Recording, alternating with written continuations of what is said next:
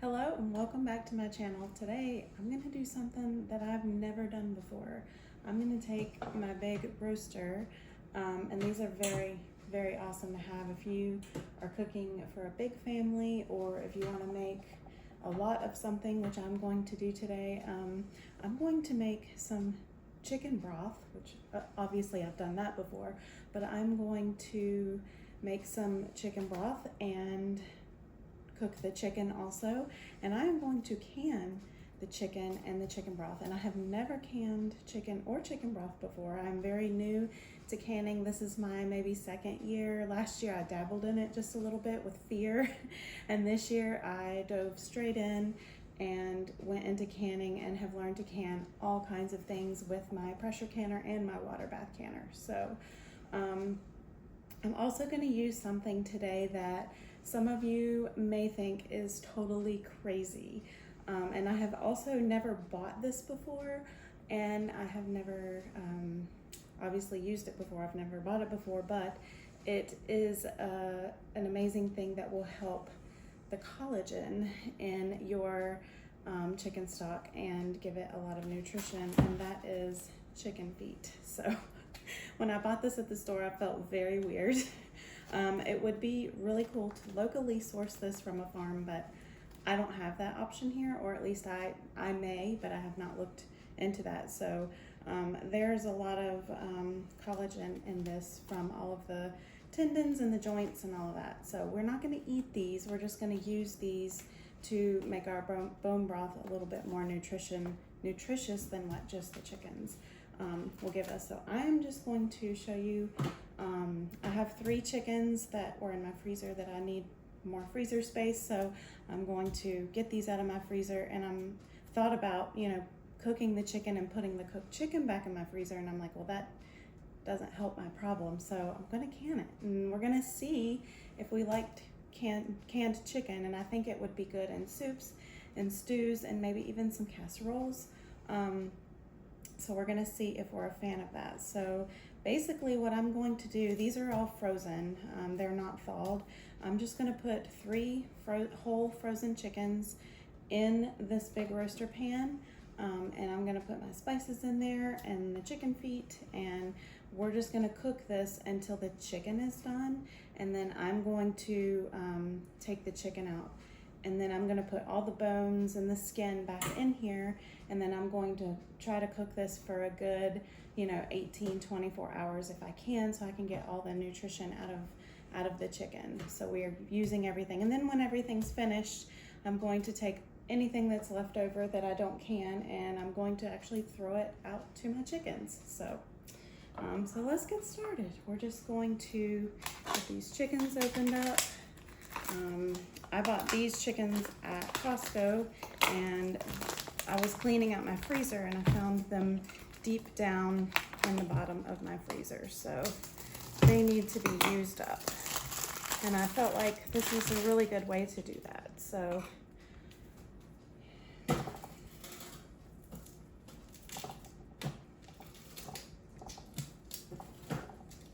now you could put your chickens in here and fill this with water and not season this broth at all and use it for anything. Like if you don't season your broth, you could even use it medicinally. You could freeze it in ice cubes, or put it some of the canned plain chicken broth in your tea. You can use it in to give to your kids and like hot chocolate, and they would never know it was in there. But I am going to season mine because we use our chicken broth stock for mostly for soups and things and for cooking. So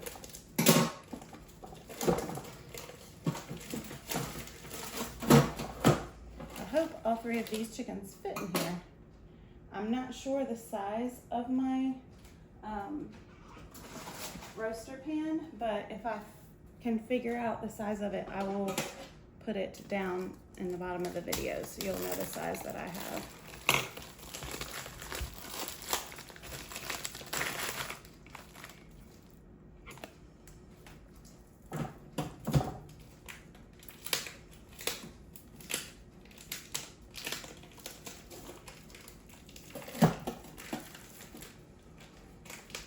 Maybe I should have opened up all of these packages before I started my video.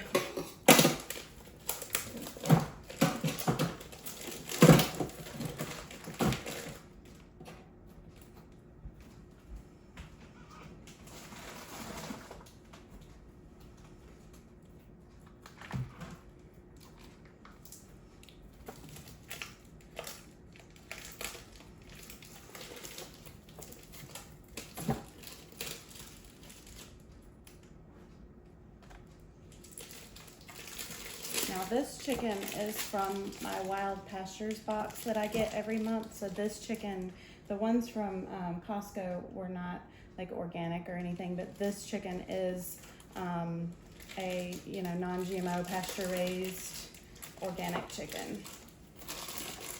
And if you're interested in the meat box from Wild Pastures, I get it every month. I think I get the 25-pound box. It's the best value I've found for a meat box.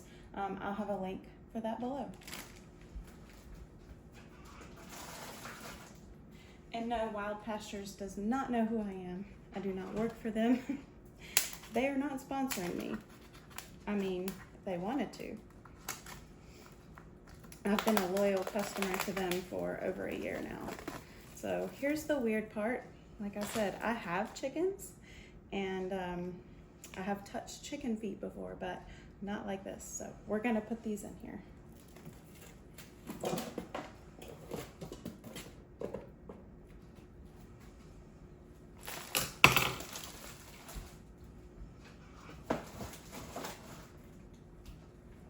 Okay, so I'm gonna wash my hands really quick and get everything cleaned up so we can put the water and the seasonings in this broth.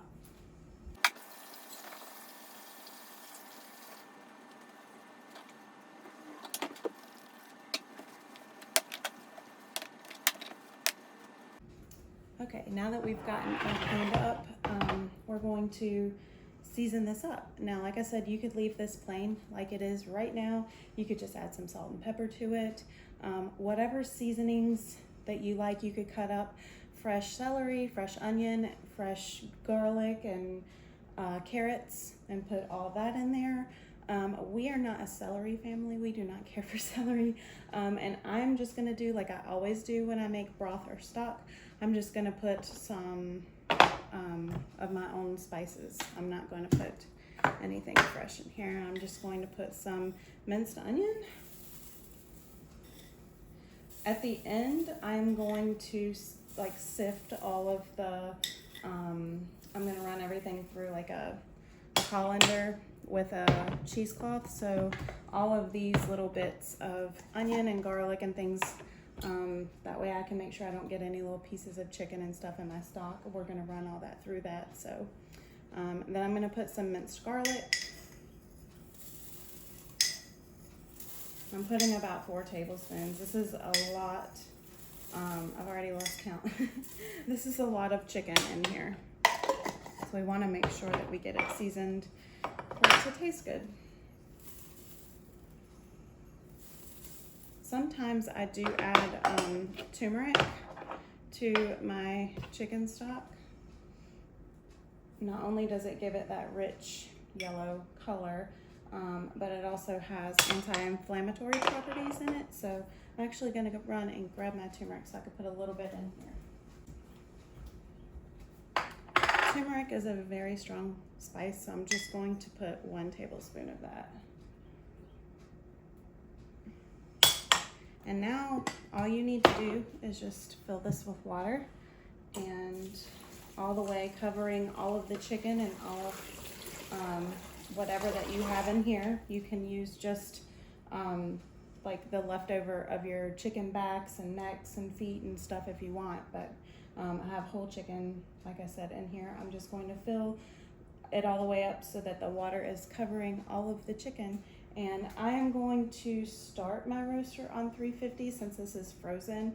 I'm going to keep a very close eye on it so that I can get the chicken off when it's fully cooked. I don't want it to overcook the chicken because we don't want mushy chicken. We already have to can it, so it's going to cook even more in the canner. So it should take probably maybe 2 hours for this chicken to get fully cooked. But like I said, I'm home all day. I'm gonna stay here and keep an eye on this, and I will show you what it looks like when the chicken is cooked.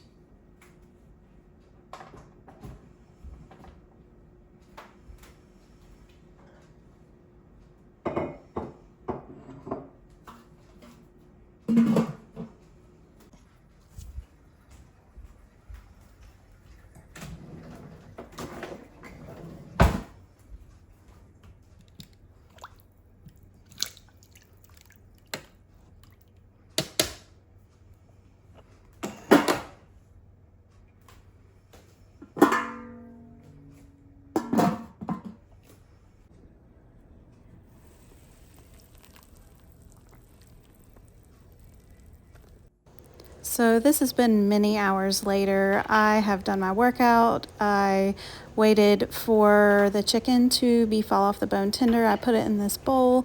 I went and took a shower to kind of let it cool down a little bit. I am taking my jars out of my canner. I set them in there and let them get hot in the hot water in there. And I'm going to start taking this chicken off the bone and packing it into these jars.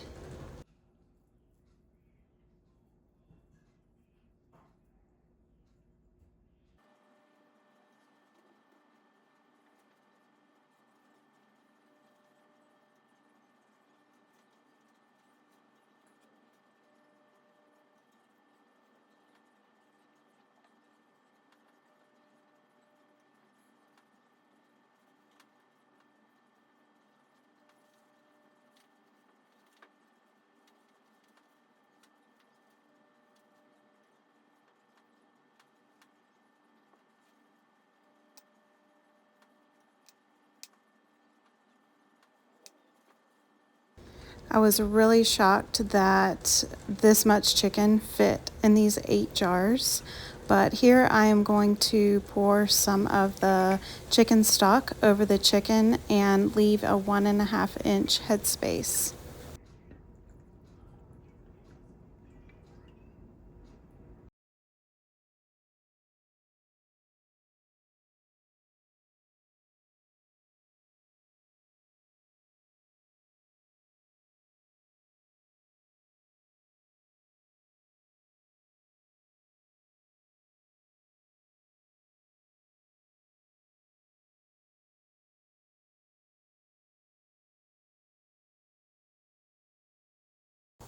And then I'm going to wipe all of the tops of the jars with a paper towel with vinegar on it, just to make sure that we get a good seal on all of our jars.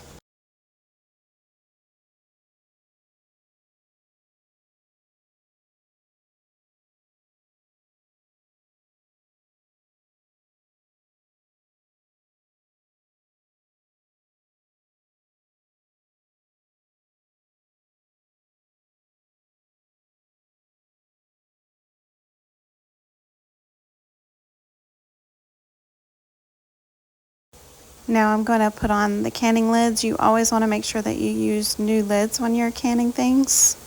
And we're just going to put those on there and then put the rings on finger tight and then put them into the canner.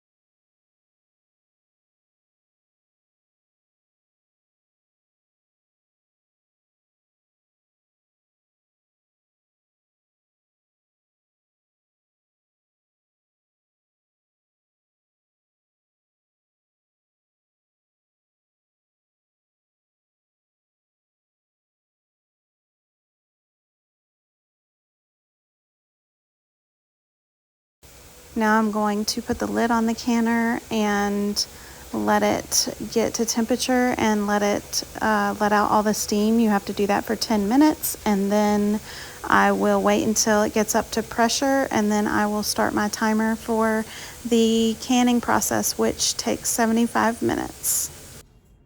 So it's the next day. My day got a little bit busy yesterday. I did show you packing these jars with chicken, which 3 chickens filled up 8 of these jars, which it blew my mind. I thought I was gonna have to can more.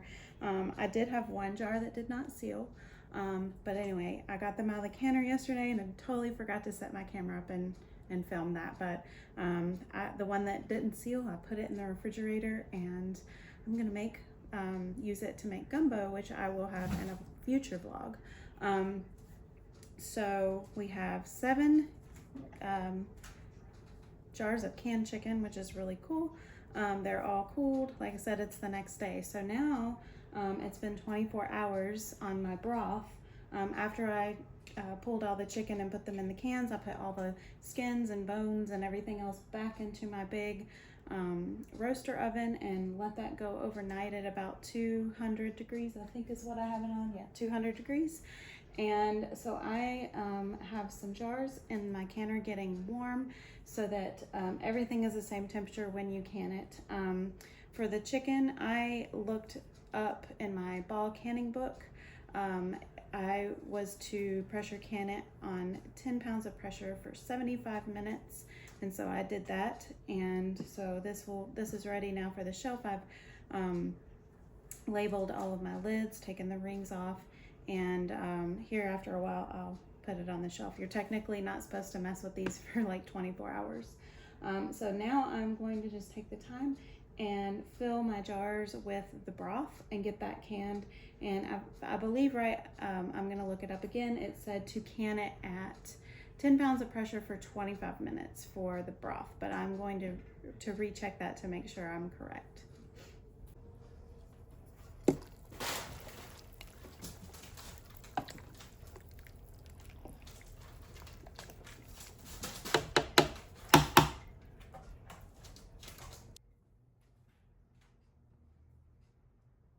So straining the broth was a very tedious process. I'm hoping that maybe next time I can find a much better way to do this. But I took my strainer and a piece of cheesecloth just to make sure that nothing got into my broth. And I just strained it all through that into a very big bowl. And then I end up after I do a little bit, I end up taking the bowl over and filling my jars up. And this took quite a while, but I got it done. And like I said, hopefully next time I can find a little bit better of a way to do this so it's not so complicated.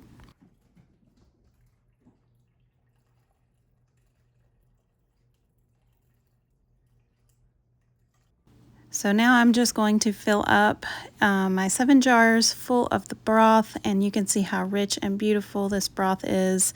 This also wasn't my best way of filling these. I ended up picking this bowl up and just pouring it into the jars, and it worked just fine that way. This did take me a while, but finally got it done and got these jars into the canner.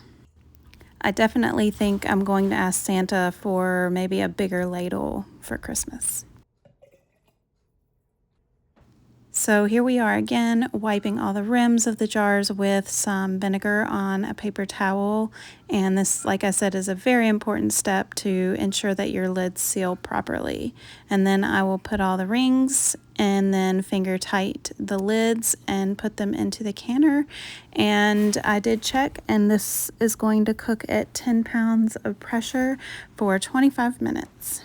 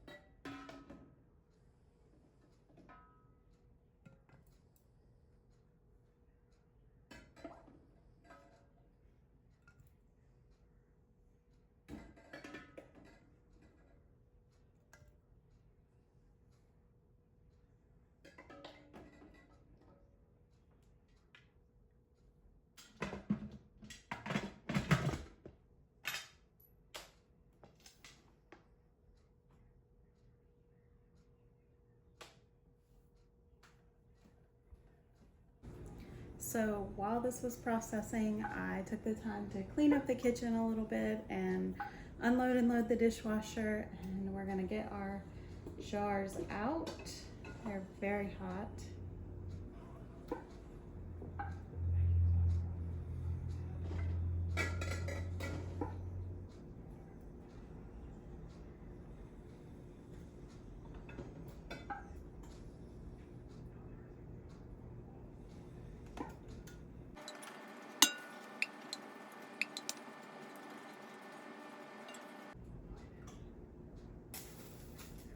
Ooh.